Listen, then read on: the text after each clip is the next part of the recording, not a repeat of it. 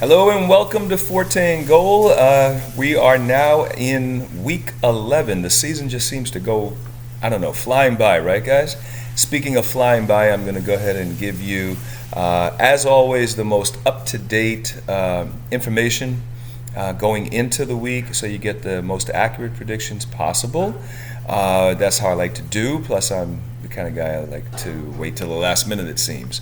In any case, I'll try to fly by these things so we go a little faster. I feel like maybe I'm talking too much.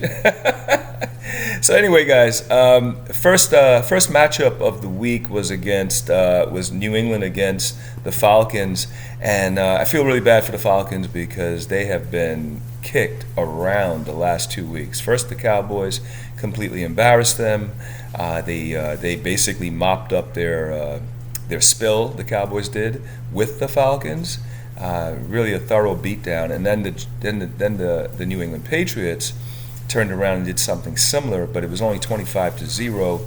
I would have picked New England to win the game, but I don't know if I'd have said 25-0. I thought it would have been a little closer. So still would have been correct, but not by the score.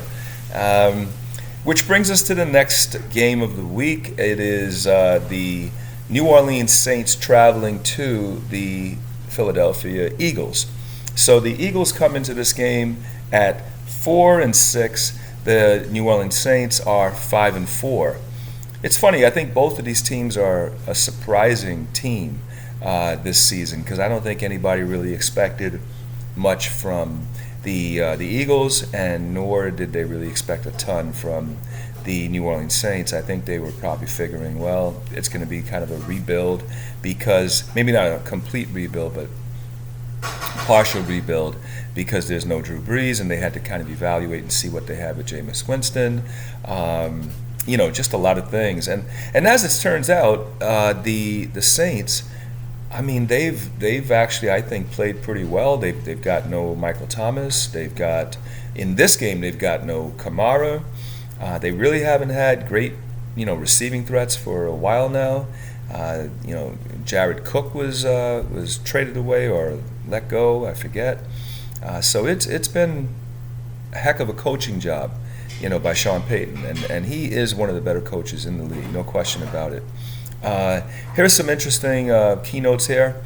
I won't go into the particulars, but basically Wentz and Jalen Hurts, over their first 14 career starts, their numbers are very, very similar in terms of their passing yards, yards per attempt, TDs to interceptions, pretty close.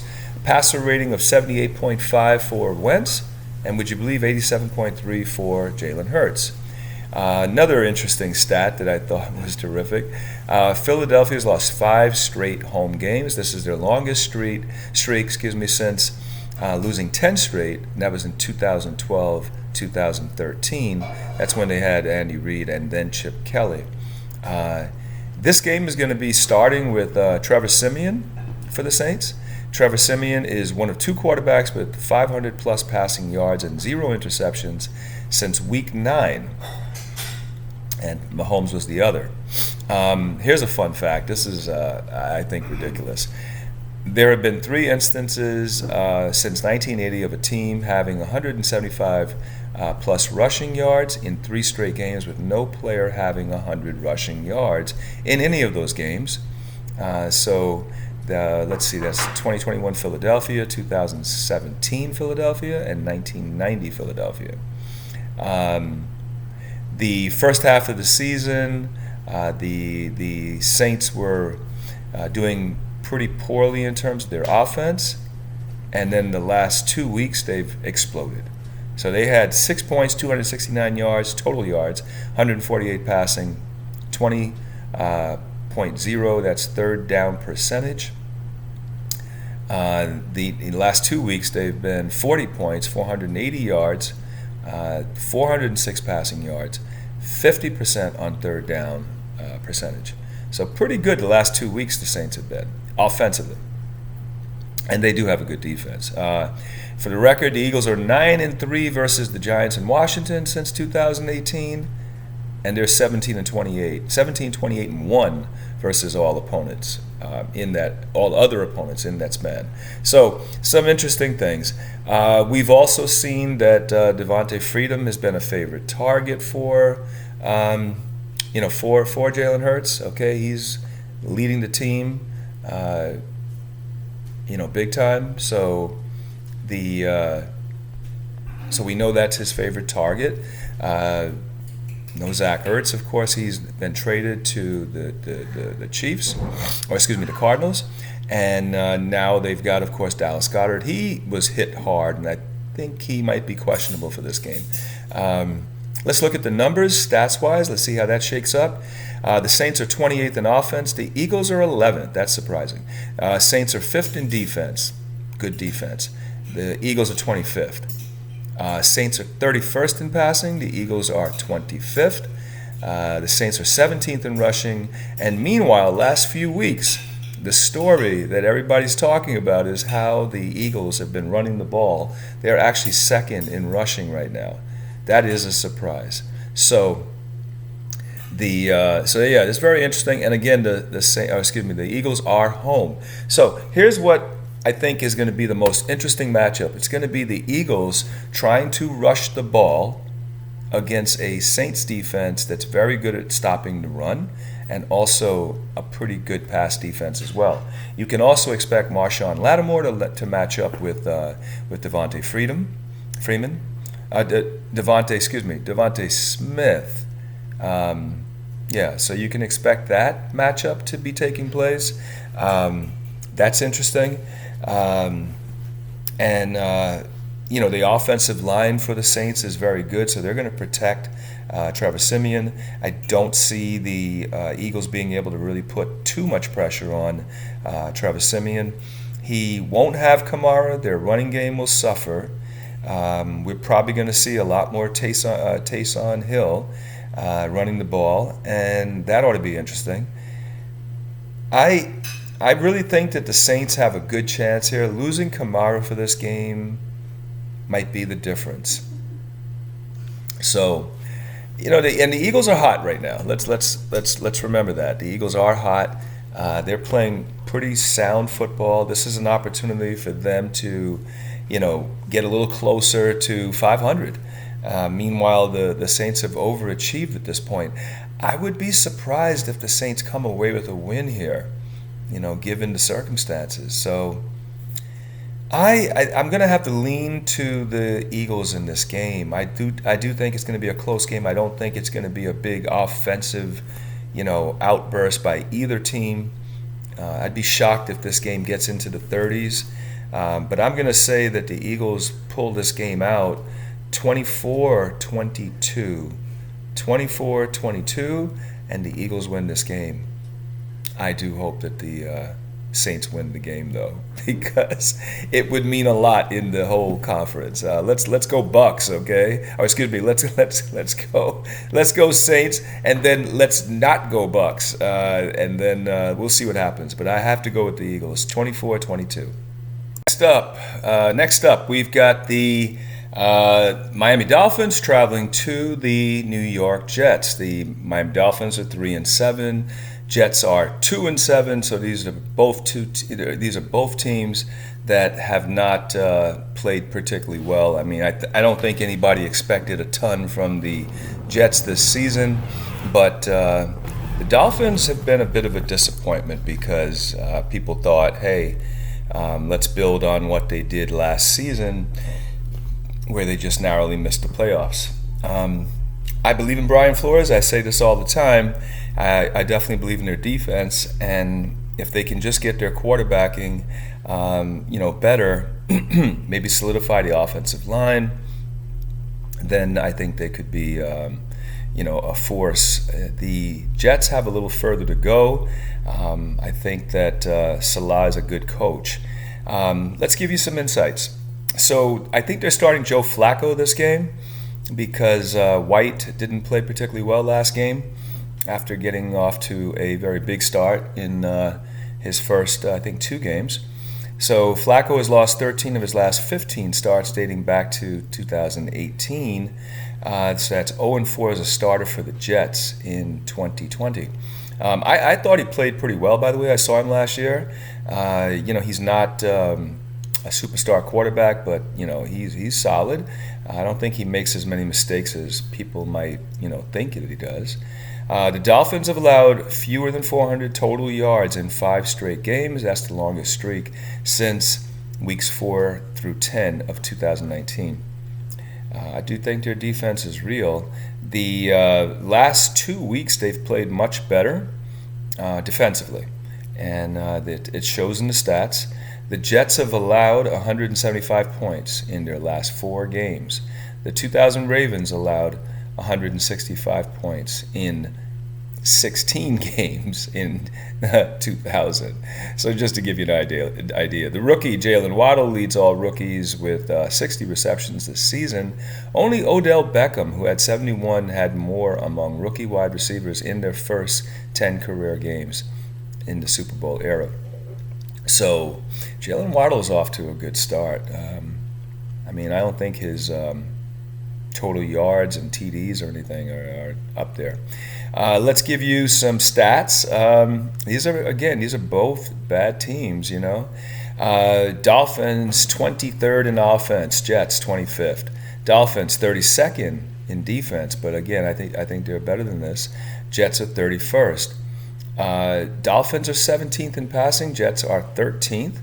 Rushing, the Dolphins are 30th and the Jets are 31st. So these are very evenly matched teams as far as the stats go.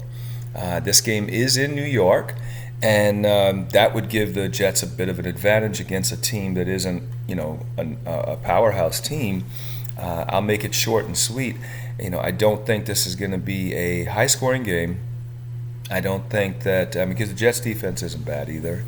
I don't think it's going to be a high-scoring game. I don't think that either team is really a juggernaut on offense. I think both teams rely on their defense. The Jets are going to play with Flacco, and I guess Brissett will start the game. They had Tua in the last game, so we'll see. I think both guys played, pretty similar. I would say that in this game, just because of the roster talent, I'm gonna go with and I just don't trust Flacco, especially with that stat of how many games he's lost. And then I think, like I said, the Dolphins defense has really had a resurgence, and I think they're gonna win this game barely. I think this game will be really low scoring. I'm gonna go with 17-13. 17-13, the Dolphins win. 17-13, Dolphins win. Okay, fun matchup. We've got the Washington football team traveling to Carolina. So this is kind of a welcome home, so to speak, for Rivera, right? Washington's 3-6. Carolina is 5-5. Like I said, this game is in Carolina. The Carolina Panthers have a pretty good defense. Their offense, from what I can remember over the last couple of weeks, it's been pretty good. I mean, they got McCaffrey back. They now have Cam back with the team. Sam Darnold, didn't play particularly well. They started last week with PJ. What's it called? PJ. It'll come to me in a second. PJ Williams or something. Anyway, the backup quarterback, the guy that came from the World Football League. So that's this is interesting for the Panthers. Their offense is a little hard to figure out, but they were effective. Now, Washington is really not that effective offensively, but Taylor Heineke had a really good game against the Tampa Bay Bucks, of all people. I mean, they were making big catches, big plays, smart calls. They established their running game. I can definitely see them wanting to do that again. So let's look at the some key things that I find very interesting. The football teams allowed fewer than 20 points in 2 straight games. They've allowed 20 plus points in each of the first 7 games this season. Also, key to remember is that Chase Young and maybe Montez Sweat are hurting in this game. I know that Chase Young is out. I'm not so sure about Sweat. I always get Sweat and this other guy confused. Those two guys, I'll get it straight.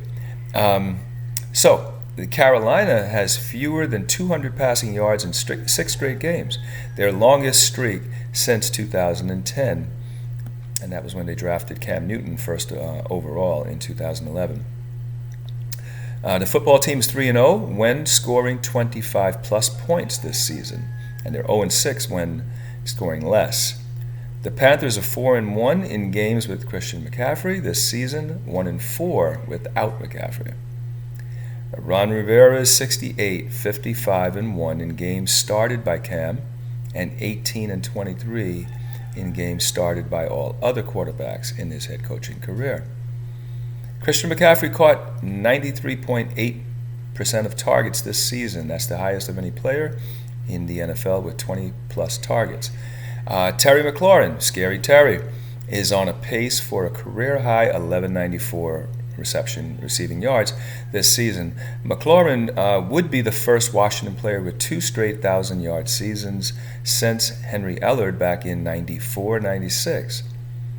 And then on different sidelines now, this is the 8th matchup since 1990 between a former MVP quarterback and their head coach from the MVP season. The former MVP is 10-4 in such matchups. That's won 5 of 7.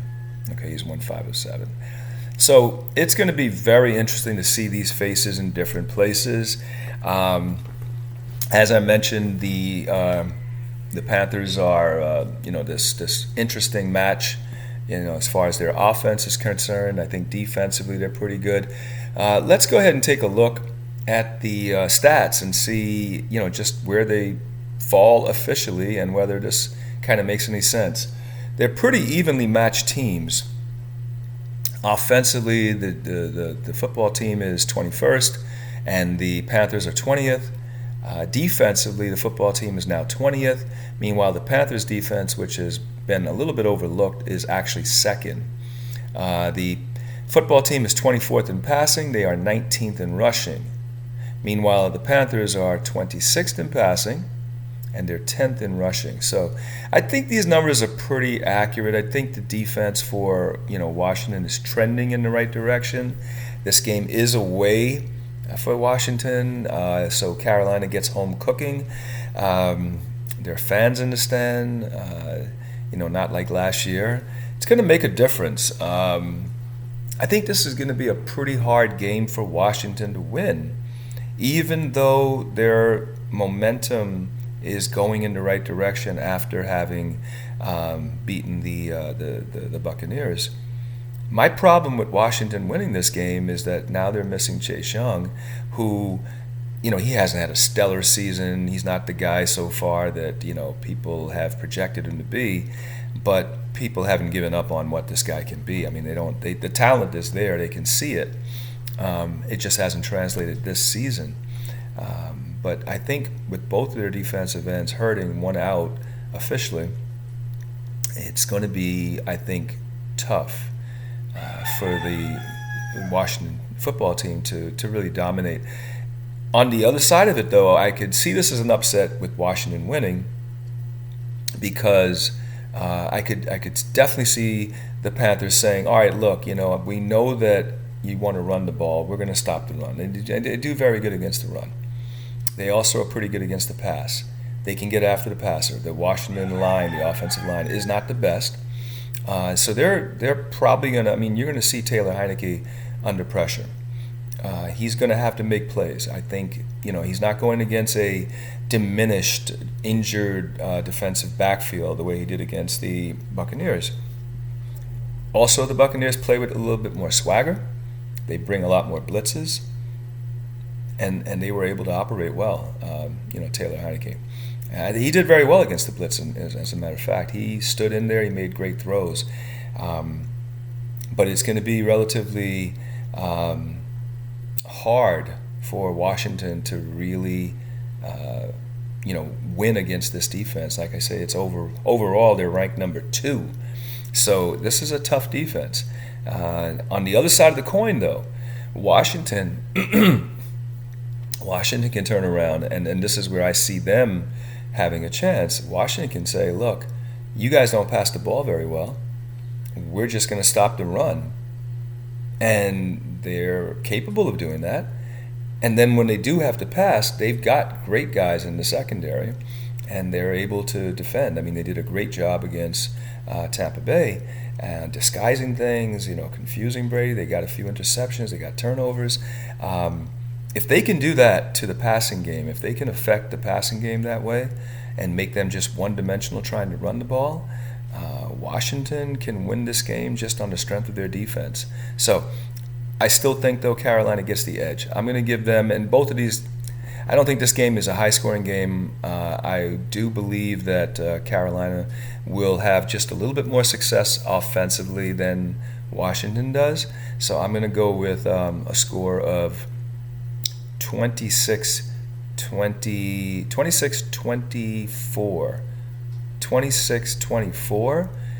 Carolina wins this game. Okay, next up we've got the Indianapolis Colts, finally at 5-5, versus the traveling 2, the Buffalo Bills at 6-3. Now, if you think about it, this is a team in Indianapolis that has had a really rough start to the season. They had a lot of tough games, and then they're playing against Buffalo, who is Buffalo right now has the confidence of a lot of people, and I think you could say rightfully so. They are a good team. I don't think they've played their best yet. I think that they've mostly beaten up, and stats have been poured on because they've beaten those teams that aren't so good. But they still have 3 losses, and one of them was ugly. They lost to Jacksonville. What was that? 9-6 or something like that. Something crazy like that. 9-6, I believe it was. So, it's not. I mean, they're not flawless by any stretch. The Bills are. I mean, they leave a lot to be desired still. So, there are warts. There are warts on this team. Meanwhile, Indianapolis is now finally at 5-5. They probably want to keep up their momentum, but they are traveling to Buffalo, where Bills Mafia and the fans there are. They're really dynamite. Tough group to handle, as a player, right? Let's give you some insight here. So just a few things. Colts have allowed 23 passing TDs this season, which is the most in the NFL. The Bills have allowed 6 passing TDs this season, which is the fewest in the NFL. Let's see. The Colts have, like I said, picked up momentum. They've won 5 of their last 7 games. Meanwhile, the Bills have allowed fewer than 24 points in 8 of 9 games this season. Keep in mind, like I said, they beat up on some poor teams. So let's remember that. I mean, my God, allowing 9 points to the Jacksonville Jaguars, like, hello, that's going to help your stats big time, right? Meanwhile, Jonathan Taylor, the running back for the Colts, this guy's been on fire. He's been on fire, and I've come to love this guy. In the first three weeks, Jonathan Taylor was averaging 57 yards per game, 4.1 rushing yards, and 0 TDs. Over the last, 6 weeks now, from weeks 4 through 10, they're 5-2 during that time. They were 0-3 in the first weeks. Now they're, like I said, 5-2 during that record. He's had 109 rushing yards per game on average, 6.4 yards per carry, and he has 9 rushing TDs in that time span. So what a turnaround. A lot's been said about it, but the Bills have a plus 145 point differential, which is the most in the NFL. But like I told you, the teams have beaten. Let's see, Josh Allen. I was going to say Jonathan, but Josh Allen in wins, 8.5 yards per game.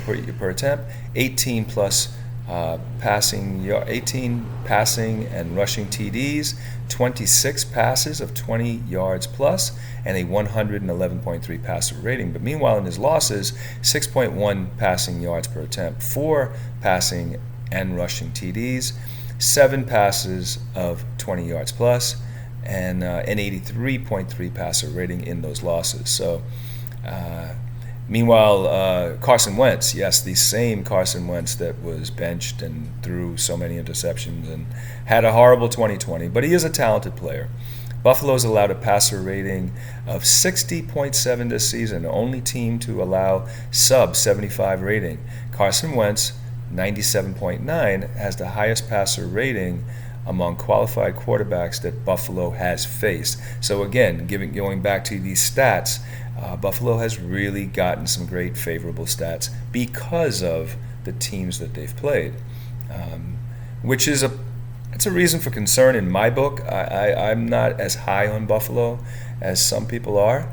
Let's go to the stats and see what they look like, right? So the Colts are 9th in total offense. The Bills are 10th. Defensively, the Colts are 28th, and the Bills are ranked number 1. The Colts are 18th in passing. They are 4th in rushing. That's on the strength of those Jonathan Taylor stats that I was telling you about. And meanwhile, the Bills are 7th in passing. They're 14th in rushing. So, I mean, these are both pretty solid teams. I think you could kind of see where, the Colts are a little bit more reliant on the run right now. Defensively, the Bills take a lot of pride in their defense right now. Their defense is getting the job done. They're home. They've got the better, hotter quarterback. I would say the only thing that really favors the Colts is that Jonathan Taylor's been exploding and playing, great. They also have a better offensive line, the Colts do. They have a better offensive line. So if the Colts can push the Bills around, dominate the game on the ground, okay, Carson Wentz is more than capable of dealing with the weather. He's more than capable of dealing with, making passes. For all of his problems as a quarterback, he may not make the best decisions. He may take some risk. But this season he's done, well in terms of not committing the turnovers. He's gotten lucky a few times. I'm not going to say differently, but I mean, that kind of happens to every quarterback, right? Every once in a while you have an interception dropped, or maybe your receiver makes a good play for you. Either way, Carson Wentz can make the throws. He's played in cold weather. He's not washed. Okay. I also don't feel great about these stats that the Bills have been able to really rack up against mostly very bad teams. Okay. So I'm going to say that I still give the advantage, though, to the Bills because they're home and they do have a better quarterback. They have very good coaching. The coaching is probably maybe a little bit better by Buffalo. I like some of the talent that Buffalo has. I like their hunger right now. They want to get, they want to go deep into the playoffs, maybe the Super Bowl. I mean, that's where their eyes should be, and I think that that's where they are. I don't think they're going to allow Indianapolis to dominate the game on the ground. I don't think they're going to, take a big hit to their number 1 defense, and they're going to win the game, I believe. So I'm going to go with the Bills winning this game. It will be close. I think it's going to be a really close game, and I do think that the Bills will be able to put up some points against a fairly average, bad Indianapolis defense, who I think is missing their middle linebacker, Darius Leonard. So I'm going to say that the Bills win the game. I'll say that they score some points, 34-28. The Bills win this game. Okay, so next up we've got the winless Detroit Lions, 0-8-1 after that tie with the Steelers, going against the now 500 and struggling Cleveland Browns. So let's talk about some insights. Before I even do that, though, let me just tell you that in terms of both of these teams, my take is, and I thought about this before the season. People were already crowning Cleveland as, oh, the best defense and, Super Bowl contender.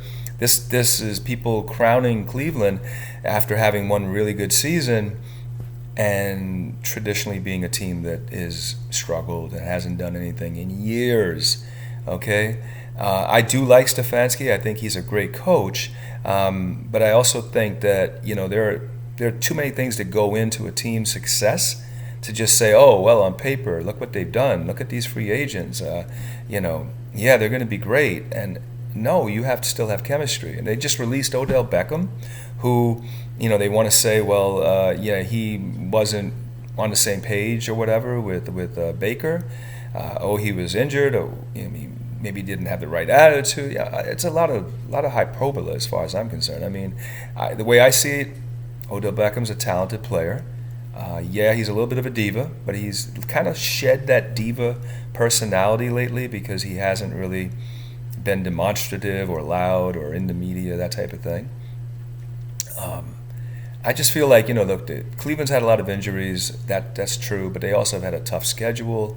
And that's what puts them at 5-5. I also don't believe Baker is a, big-time franchise quarterback. Franchise, okay, fine, but maybe just a, middle-of-the-pack quarterback. That's about what I would say.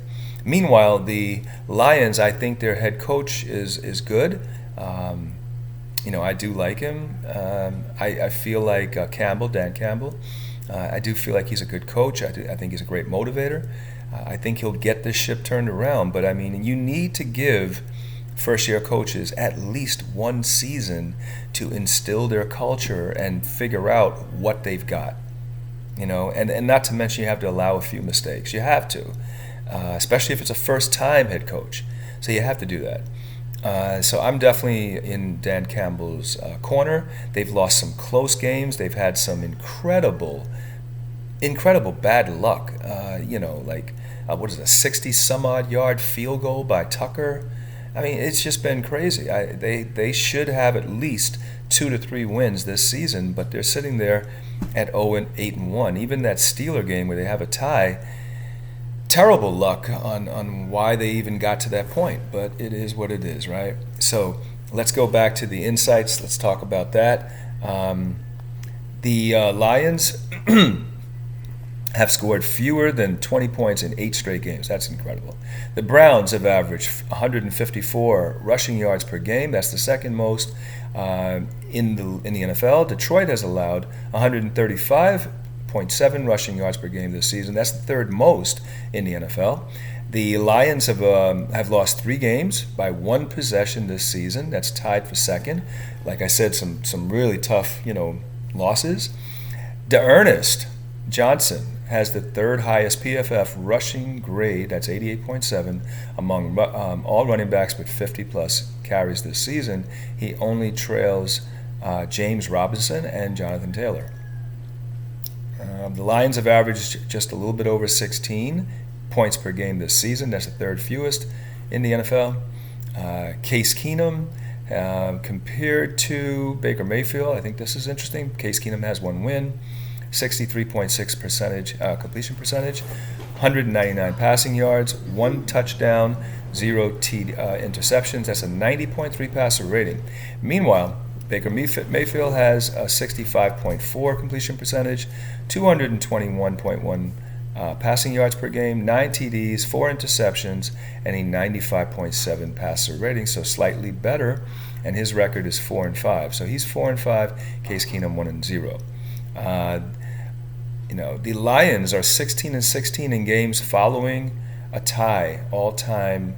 That's tied with Pittsburgh. Well, okay. Meanwhile, Nick Chubb has averaged 6 yards per carry, 17.1 carries per game this season.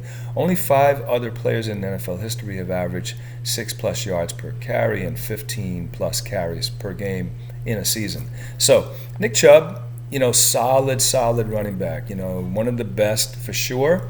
And he is running behind what should be a very good offensive line. It's a run-first offense. I think he's going to continue to shine. D'Ernest Ernest Thompson Johnson, whatever, he's done very well. Let's see. Let's look at the stats. Let's see if there's anything going on there. Keep in mind this game is in Cleveland. The Lions' offense is 29th. The Browns is 8th. The Lions' defense is 21st. The Browns are 11th. The Lions have the 28th passing offense, and I think they're going to be missing. Well, Jared Goff I know is a game time decision, but I think he might be missing. They're also 21st in rushing. The Lions are, and they've had some success running the ball lately.